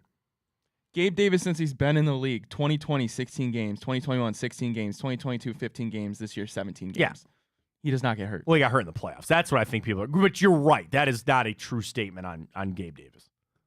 Do you think it's overblown about I think I'm talking about the drop passes, right? The thing is, people gravitate towards that when they drop big passes. When you drop a big pass, you instantly get labeled as you have bad hands, even though sometimes you don't really, right? So I just want it on record. I would take Gabe Davis here for the right price. Even maybe at $13 million. Maybe even at $13 million. I would take Gabe Davis. I mean, yeah, it's an upgrade from Elijah. I'd take him over Odell. I'd take Gabe Davis or Odell. Yeah. People jumped on that yesterday about Odell. And it wasn't about me wanting Odell Beckham. It was the mold of Odell. And Gabe Davis is a bit of the mold of Odell Beckham. Something like that. A number 2 that could get me 700 yards for $12 million a year. Find me that. That's what I want. That's what I need this offseason. That's it. So if it's Gabe Davis, great. Somebody else, fine. Which is somebody like Odell Beckham, I think would do it. Cleveland HQ says there's better options, and Ryan says hell no. A lot of negativity on Gabe Davis. I don't say hell no. I just a lot of negativity there on Gabe Davis. I would just prefer Marquise Brown. That's where I stand. I know. I'm fine with Gabe Davis. That's fine. Though. That's fine. All right, let's get into Time Hop when we return. We'll tell you what happened on the final day of January. We'll dump into all of that when we return. We got our bracket of the most overrated musical artists, including a fresh 8 that goes tonight.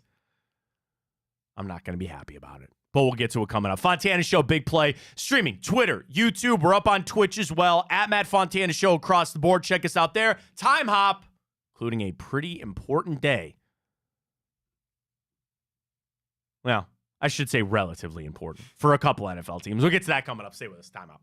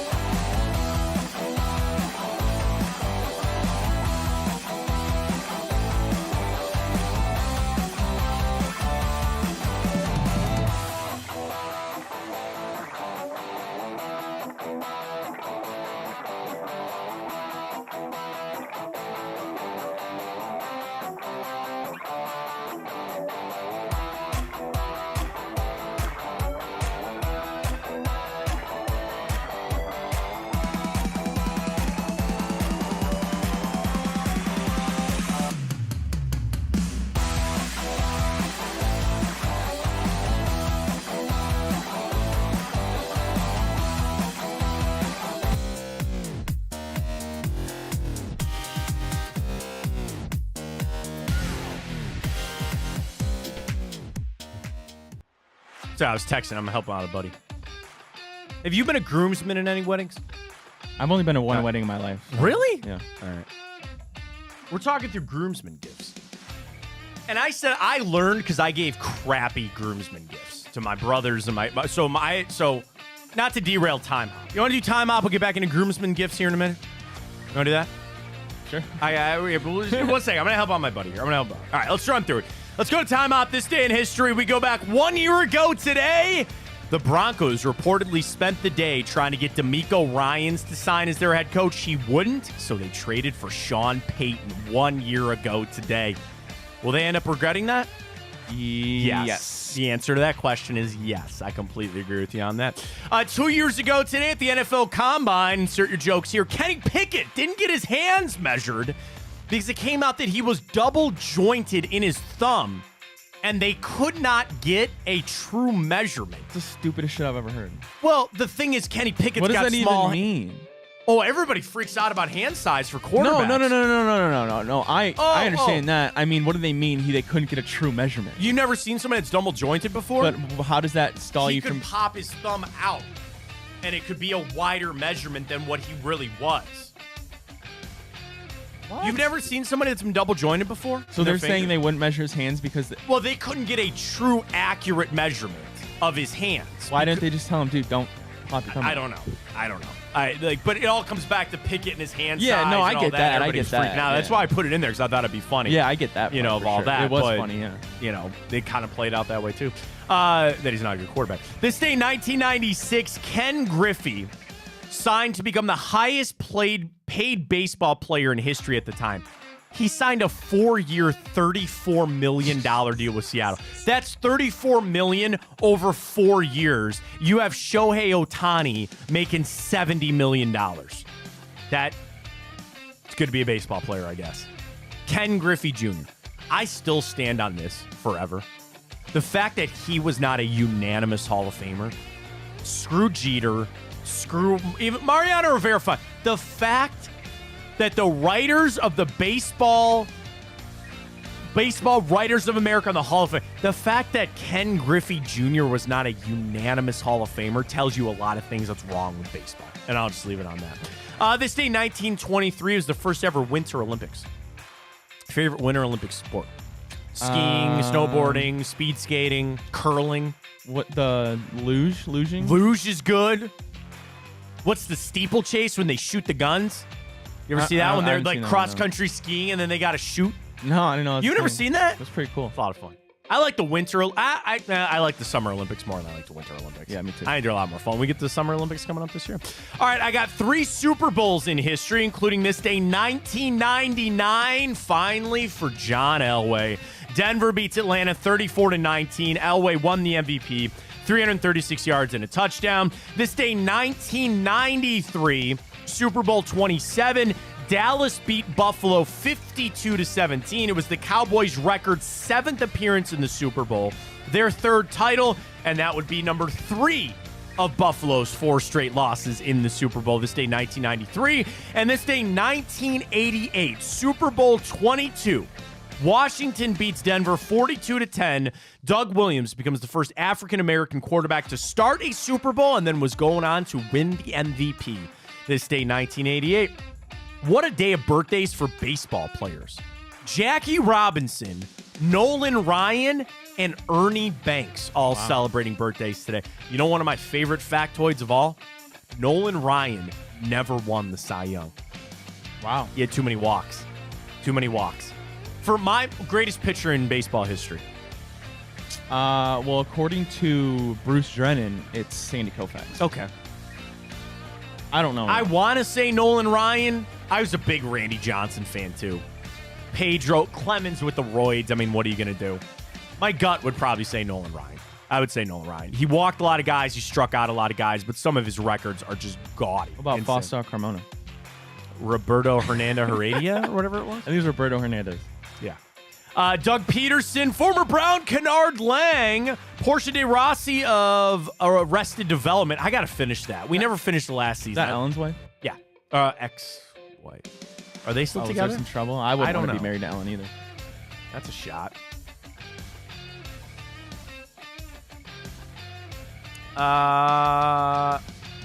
Portia de Ra.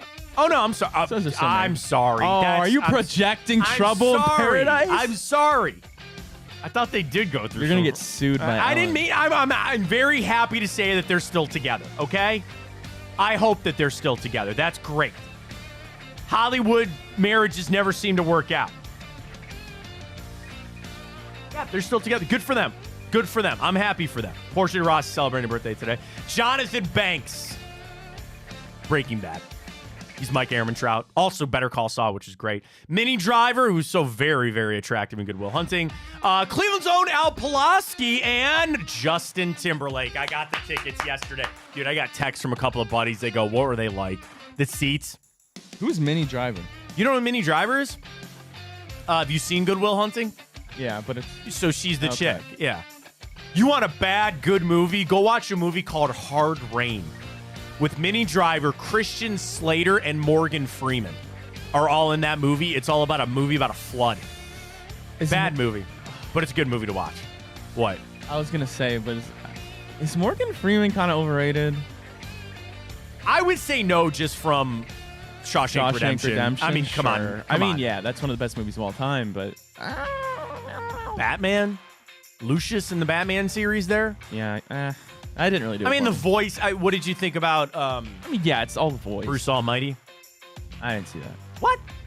You say about every movie, like I'm Nah, supposed to there's a level. You're right. I'm looking up his movies. He's been awarded the Kennedy Honor, the AFI Life Achievement Award, the Cecil B. DeMille Award, and the Screen Actors Guild Lifetime Achievement Award. He's been nominated for an Academy Award, a Golden Globe, and a Screen Actors Award. Has he ever won one, though? Oh, yeah. No. He won the Academy Award for $1 Million Baby. He was also nominated for Street Smart, Driving Miss Daisy, The Shawshank Redemption, and Invictus. He was in Glory, which is another great movie. The Bucket List, and, of course, Lucius Fox in the Dark Knight trilogy. But is he ever the dude that you go to a movie and be like, oh, I really want to see Morgan Freeman's performance? I mean, I don't think it hurts when you hear that he's in a movie because you'd have to believe that he's, not taking crappy roles. I will say, I guess here's what your point. I think the point you're trying to make, he's never the leading person. Yeah. He was second in Shawshank, a supporting actor in $1 Million Baby. I could listen to that, but I think I like Morgan Freeman. I think he's fine. Justin Timberlake, though, with the birthday today as well, celebrating that he's coming to Cleveland. I got my tickets yesterday. I'm very excited about that. All right, before we get to the bracket, I got to help a buddy out. So one of my very, very, very good friends, one of my best friends, I'm in his wedding. It's literally in like 3 weeks. So he just texted, the group of groomsmen. And he said, would you guys be mad if I just gave you $50 as a groomsman gift? And I texted him on the side, and I said, listen, you got to give me something, And it's not, it could be $10. Oh, but, I didn't know that was a thing. Oh, yeah. I thought you meant you were getting him a gift. No. You're supposed to give your groomsmen gifts. So I have obviously gotten married. So my wedding party was my 4 brothers and my 2 brother-in-laws. And I fully admit that I gave them crappy, horrible gifts. Because What'd you get them? Like, I tried to go individual with all of them. So I got my brother-in-law, who's a golfer, I got him a personalized golf shoe bag. I got my other brother-in-law That's cool. a whiskey. It wasn't that nice, though. I admit it. I got my other brother a whiskey decanter. So you can pour whiskey in it. It has, initial on it. I try to get everybody something initialized. So my other brother really likes knives. I got him an engraved knife. I got my other brother a baseball, like all that kind of stuff. In reality, so I was in my brother-in-law. I've only been in 2 weddings in my life. The first one we were in college, was straight out of college. And the gift was, I think, cufflinks. Then my brother-in-law's wedding, his was the best. He gave us all the shoes that we wore in the wedding. And now I still have those shoes, and they're my nicest dress shoes. So I'm going through and I'm trying to think, like, what are the best groomsmen? Now, it's tough to ask because you've not been in a wedding before. Yeah. I like the personalized stuff because there's two schools of thought. There are some people that give gifts when they ask. So, like, my brother's girlfriends, they get asked all the time. They're of that age now. A lot of their friends are getting married. So they're being asked to be, maids of honor and, not a groomsman, bridesmaids in this wedding. So then they get a gift and they open the box and it says, like, will you be my, bridesmaid and all that kind of stuff. Guys are a little bit different. Like, my friend, Pat, he asked me over a beer at a bar. Loved it. It was great. I was so honored. I'm so happy. It's great. But now he's like, dude, what should I do? And I said, go check out Etsy. And in true guy fashion, he's like, dude, we're too close to the wedding. So I was scrolling through. I think I could find him some good stuff. Like, if you were in a wedding, Ryan, what would you could do, like, cufflinks. You could get socks. I got to send him this thing. I found some personalized, like, cigar holders. I hate cigars. Really? They're so gross. It's gross after. You hate the next morning because your just mouth tastes like crap and then your clothes are all stinky. I like a cigar I'm not a consistent cigar smoker, but if you got one, I'm going to take it. Golfing, summertime, and I'll be there. So I might have to scroll through and kind of figure it out. A custom whiskey glass with your name on it, I take that. I'm on Etsy. I just searched groomsmen gifts. You want to do this? I'm going to run through. Tell me if you'd want this as a gift. Okay. A customized leather can koozie with your name on it. I'll take it. A personalized flask. Sure. Personalized travel kit, like a leather travel kit for like your I think that's shaving cream. I think that's the best one so far. You like that? Okay. Personalized whiskey glass with your name, best man, and the date of the wedding. Sure. Personalized groom's wooden sunglasses. Nah. Nah. Okay, not on it. I kind of agree with that. A personalized cooler backpack. Your name on it, and then you can put I got that as a gift for graduation. An engraved pocket knife. Sure, if that's your thing. Personalized cufflinks. Sure. Kind of like that. A personalized Zippo lighter. Okay. I like the travel bag. Would you take a groomsman's set of bobbleheads? Yes. Would you want you as a Yes. bobblehead in a tux? Absolutely. $80. That's the winner. Dude, $80 for one bobblehead, though? Oh, I thought it was for like No, I thought it was too. It's $80. You have a groomsman. So I had 6 groomsmen. It cost me $468. We ain't doing that one. An embroidered golf towel. That's I'd cool. send that. A lot of knives, a lot of whiskey, a lot of drinking on this. I'm going to have to send it to him.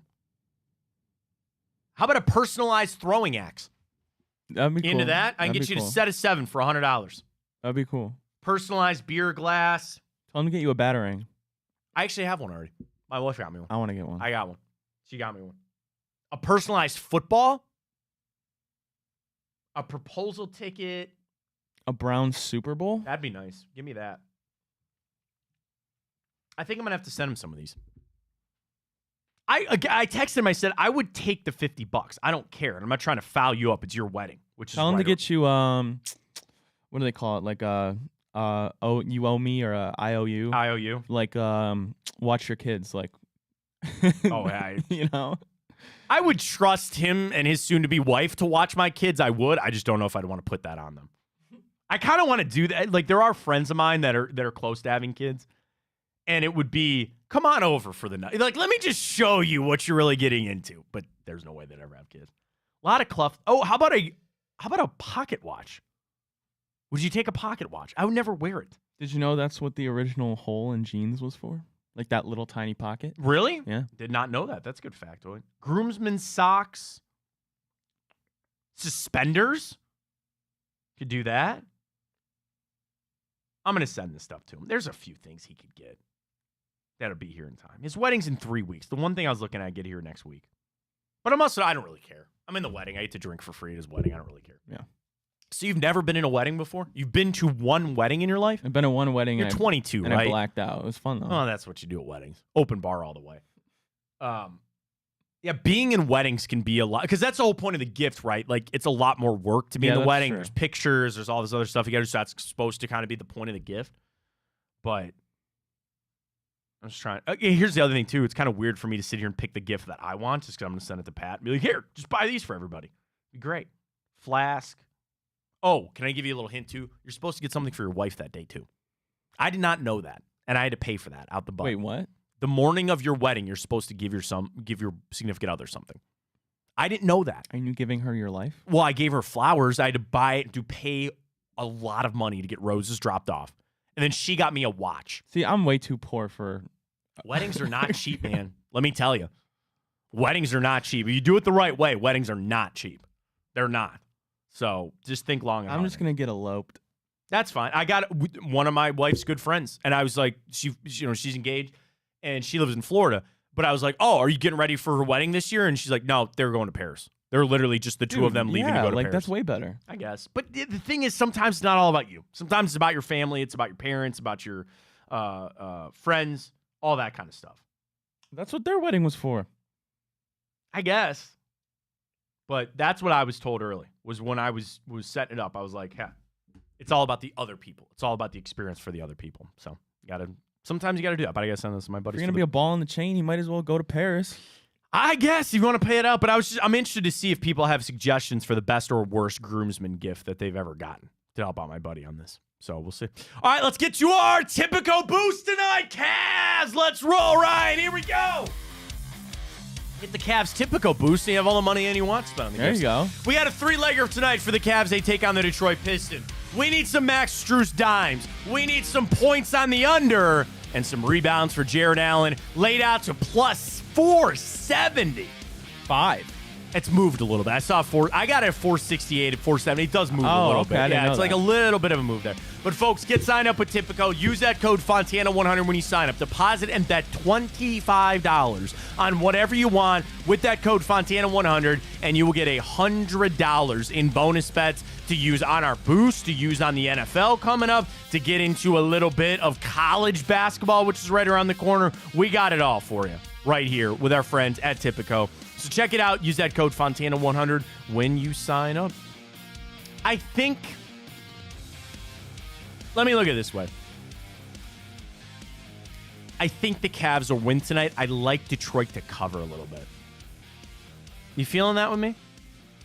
I mean, it wouldn't surprise me given the fact of you just beat two really good teams in the Bucks and Clippers. You kind of maybe a little bit of a hangover there. Plus, Detroit did have a really nice win over Oklahoma City, a little bit of a surprising one just a couple days ago. So it wouldn't necessarily surprise me to be a closer game than many would suspect. Given, I don't know, like, are they going to kind of get a nice lead, throw kind of ease Darius in, or is Jared Allen going to grab his 10th rebound and check out? Here's why I feel real good. I think the Pistons are lowly. I think they are a lowly basketball team. Now, they could try to grab some momentum, but they don't care. They don't care. And the thing is, the Cavs are in a good spot where they've been on this streak, which is great. And like Jared Allen with the double-doubles, but there's no pressure on the Cavs either. It's not like you on this win streak or you've got all the eyes on you. Just play your game and get a win. But 12 is a lot. 12 is a lot. So then you think, like, we did just beat the Clippers by 10. I know. And that was a tough game, too. So I think there's no problem for me tonight saying the Cavs are going to win. Covering, I don't know. We'll see. But I like our boost again tonight, so get signed up with our friends at Tipico. Can you please knock on wood? There we go. You can do the brackets. I don't. Alrighty, Go Group ahead. 1, the Beatles were voted the most overrated music group. That's proper. Group 2, also very proper. 311's moving on to the Final Four. They're probably the favorite now to win. That's bullcrap. That was rigged. And then the finals are going to get rigged because everybody just wants to jump on the ripping of me because I like 311. That's not true and proper. Bruce Springsteen is superiorly overrated compared to 311. I like Bruce. The whole thing is now rigged. It's ruined. Well, if the it's sanctity of these brackets. If it's rigged, then Taylor Swift will probably win. Because Group 3, Taylor Swift, Metallica, U2, and Coldplay. And Group 4, Billy Joel, Eric Clapton, Dave Matthews, and Beyonce. Dave Matthews should advance there. I don't know why Clapton got in this thing. I really don't. Taylor Swift probably won't win.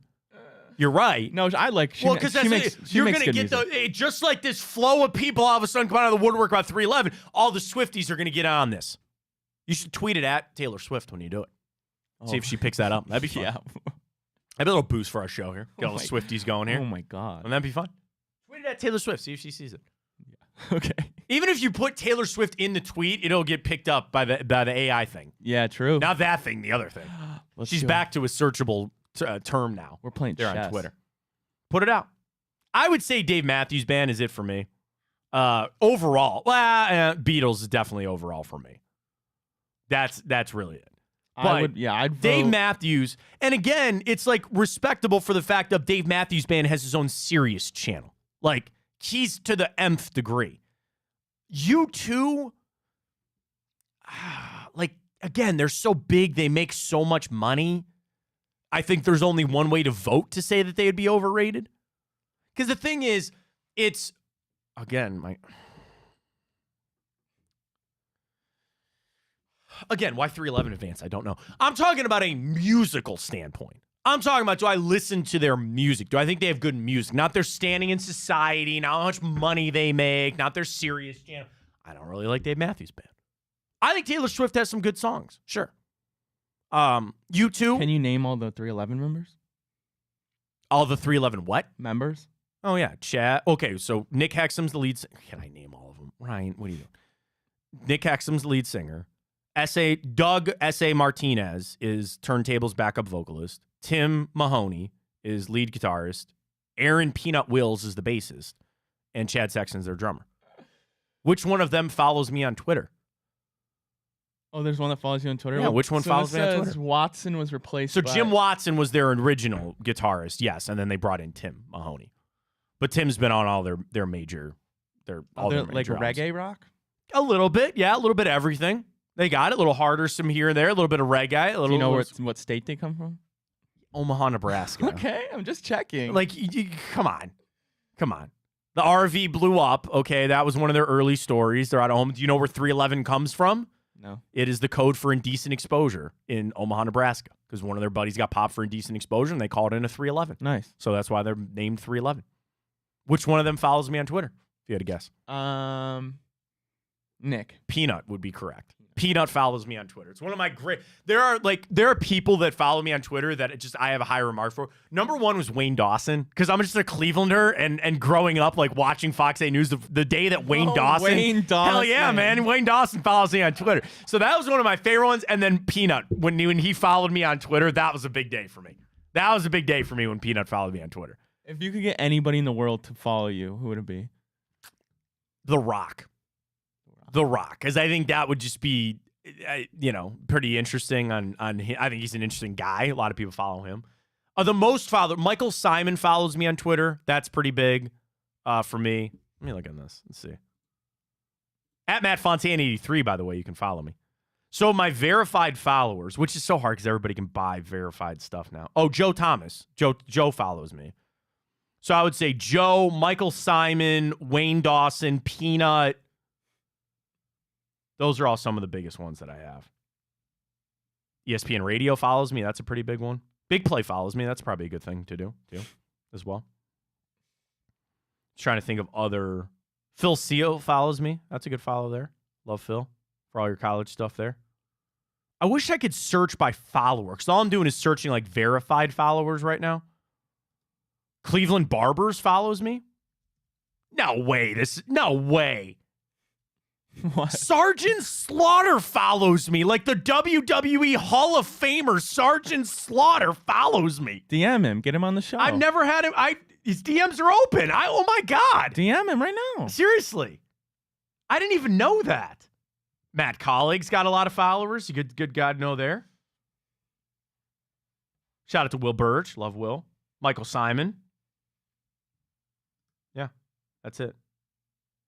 Michael Simon has 687,000 followers. Good for him. Reflog follows me. He's got a lot of followers.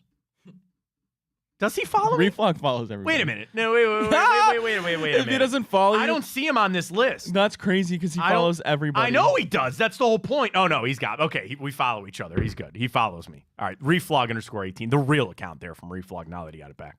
All right, good stuff on that. All right, back tomorrow. Cavs get it done tonight. Don't forget about our Tipico boost. Enjoy your evening. Go Cavs. For Ryan Tyler, I am Matt Fontana. As always, take it easy.